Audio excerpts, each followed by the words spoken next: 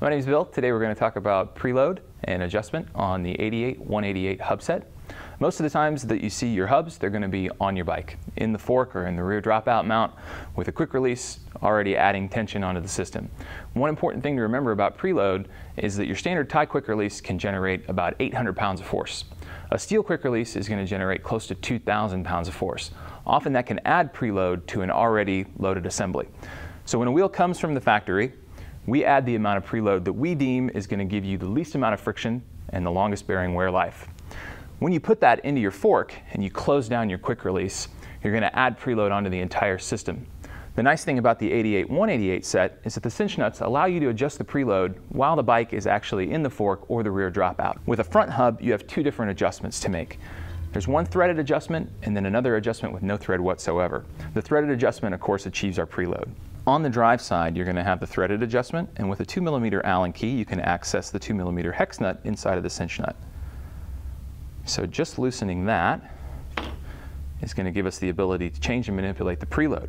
We set the wheels from the factory at the preload that we deem to be the most rideable. It'll give you the most ride quality, the best bearing life, and the least amount of friction.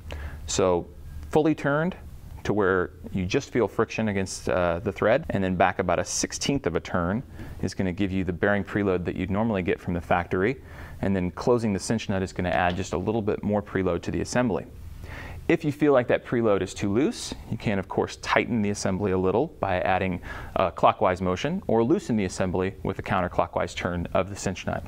Once you find the amount of preload that you like, all with your quick release still closed, take that 2mm Allen key, close the cinch nut, add a little bit more preload to the assembly, and then you have one cinch nut pointing one way and the other way. These are aerodynamic, so it's important to make sure they both line up.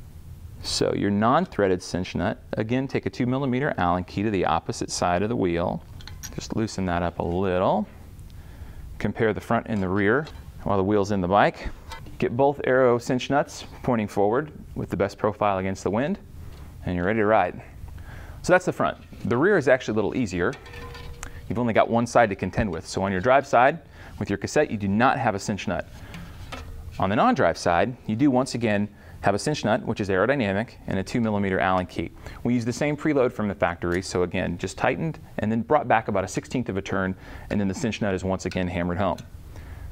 And the same is going to be true, that if you feel the preload that's set from the factory is a little too tight, you have the ability to loosen that preload by turning in a counterclockwise motion. And if you feel like it's too loose, you have the ability to tighten it back up by turning it in a clockwise motion.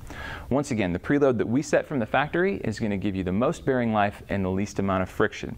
As you begin to tighten the hub, you add friction to the assembly, and you're also going to decrease your bearing wear life. As you loosen the assembly, you have the chance for the system to slop around, and you're going to loosen out your bearing bores. And once again, you're going to have less bearing life, and you're just going to change the entire system. So keeping it within spec is going to be something that's going to give you better longevity and better ride quality as well.